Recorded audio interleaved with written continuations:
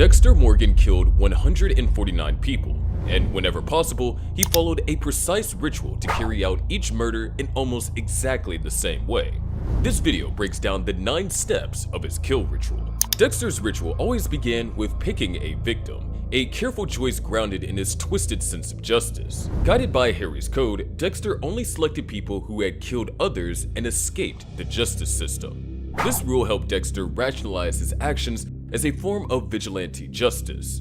As a forensic blood splatter analyst at Miami Metro, Dexter had access to cases where suspects had either escaped conviction or remain unidentified, giving him leads on potential targets who meet his criteria. Whilst he didn't follow this strictly, formally this was part of his ritual.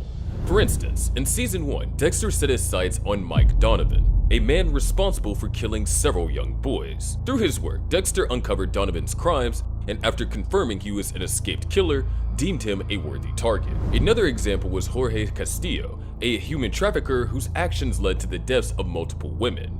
Dexter meticulously verified Castillo's guilt, gathering undeniable evidence that justified Castillo as his next victim. This process of selecting only those who had harmed others was essential to Dexter's sense of identity. By choosing targets he believed deserved to die, Dexter convinced himself he was doing society a favor, protecting the innocent from those who escaped justice. Unlike a typical serial killer driven by impulse urges, Dexter operated with a structured, if twisted, purpose, allowing him to see himself not just as a predator, but a protector.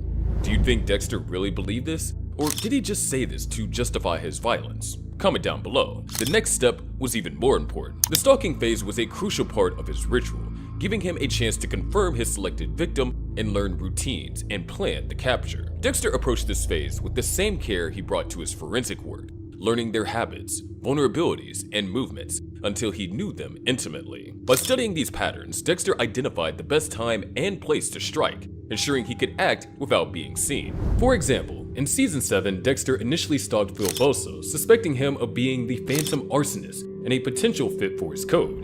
However, he later discovered that Bosso had a solid alibi and couldn't be responsible for the murders, meaning Dexter couldn't kill him. This demonstrates how critical Dexter's stalking phase is in ensuring his targets meet the strict criteria of the code. Stalking allowed Dexter to collect concrete evidence. He didn't act on hearsay or rumors. He acted on solid proof that met the code of Harry. This phase again reassured Dexter that he wasn't just following an impulse, but fulfilling a purpose. By gathering hard evidence through surveillance, photos, and recordings, he built a case that reinforced his twisted sense of justice. Which brings me onto the next step, confirming the code. Confirming the code was Dexter's final checkpoint, a moment where, after selecting and stalking his target, he ensured they truly deserved to die. Guided by Harry's code, Dexter sought undeniable proof that his target was a killer who posed an ongoing threat. This phase allowed Dexter to rationalize his actions, making him feel as if he was administering justice, again, not just killing for killing's sake. In Season 1, for example, Dexter targeted Jamie Jaworski, a cemetery worker and murderer who abused women and filmed them to relive their deaths. Before taking action, Dexter confirmed Jaworski's guilt by finding video evidence of his crimes.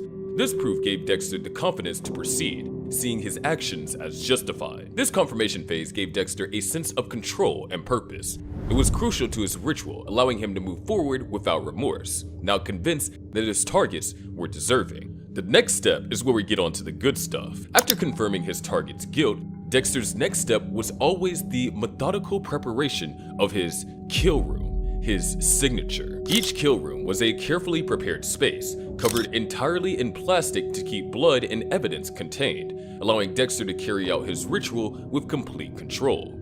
Dexter often chose places his victims knew well, such as their homes, offices, or other personal spaces, adding a personal touch to their deaths. The way he set up the kill room allowed him to complete his actual ritual without interruption, but we'll get onto that later. An example of when Dexter did this was in Season 4, when Dexter converted Zoe Kruger's home into a kill room, intensifying the impact by using her own surroundings to confront her with the innocence she had destroyed. Setting up the kill room this way was key to Dexter's success as a serial killer. It made it highly unlikely he'd get caught, allowing him to make people disappear without a trace. But again, we'll get onto that later. Next step is capturing the target. Once he confirmed the target's guilt according to his code and meticulously prepared the kill room, Dexter moved on to the ambush. where timing and precision were essential. Relying on insights gained during his stalking phase, he would select the perfect time and place to strike, ensuring his target was isolated and vulnerable.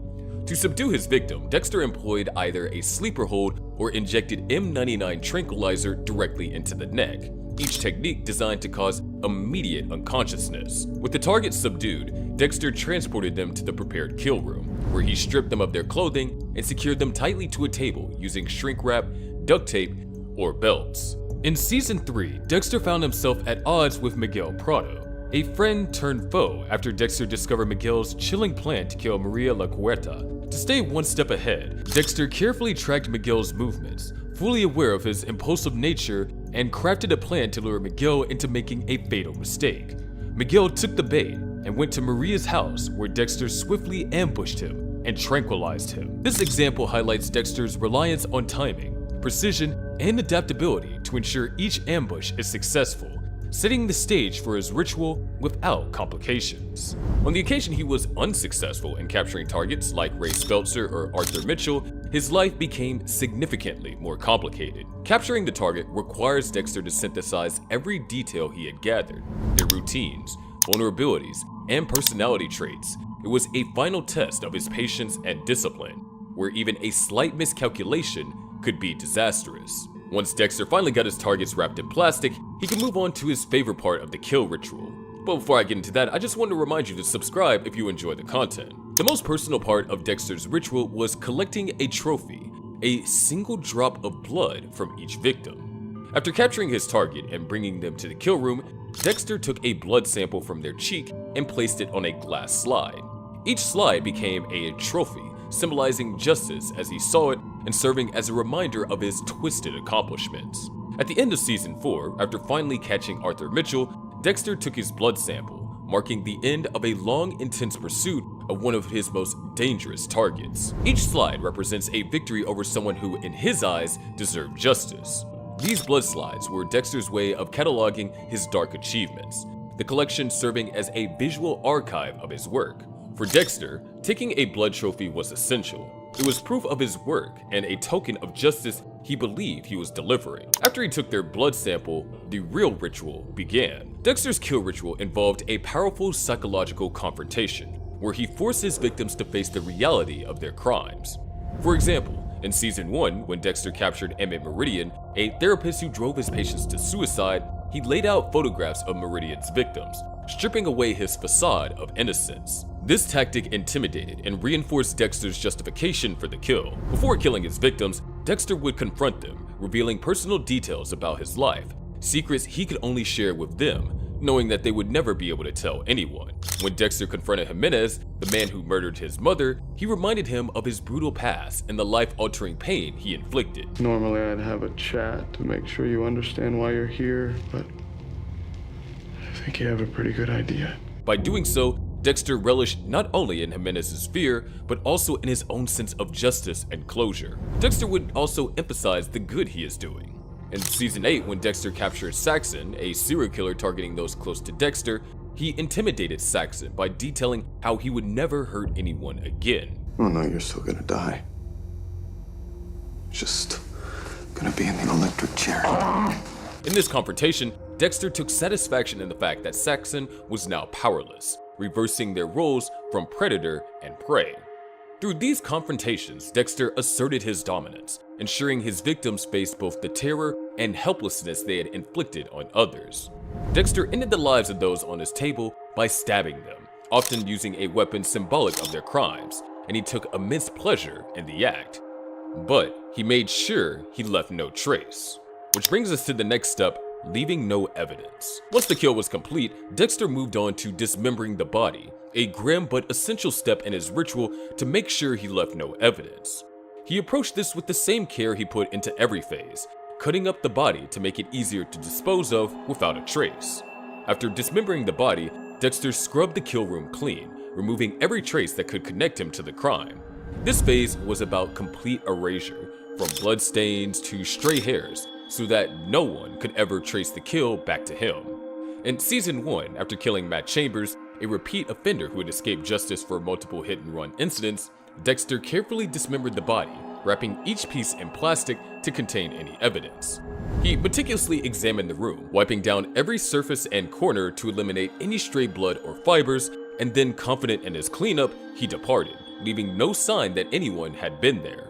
He was careful because he knew that a single hair, fingerprint, or drop of blood could expose him, so he took no chances. After gathering all the remnants from the kill room, Dexter transported the wrapped body parts to his boat, which brings me to the final part of the ritual. The final step in Dexter's ritual was disposing of the remains at sea. After cleaning up the kill room and wrapping the body parts in plastic, Dexter took them out on his boat, the Slice of Life, to a deep, remote spot in the ocean, where he would then dump them overboard. Initially, Dexter didn't take his victims' remains far enough out to sea, and they were eventually found by divers, sparking the Bay Harbor butcher case. Learning from his mistake, he began disposing them much further out, ensuring the remains would be lost forever in his underwater graveyard in the middle of the ocean. This process allowed him to eliminate every trace of his victim, and it meant no one ever knew his victims were even dead. And that's why he was such a genius serial killer. As he dumped corpse after corpse into the ocean, Dexter felt a deep sense of peace and satisfaction. With each body, he believed that there was one less monster in the world, and his dark passenger was momentarily appeased. This perfect kill ritual allowed him to successfully kill 100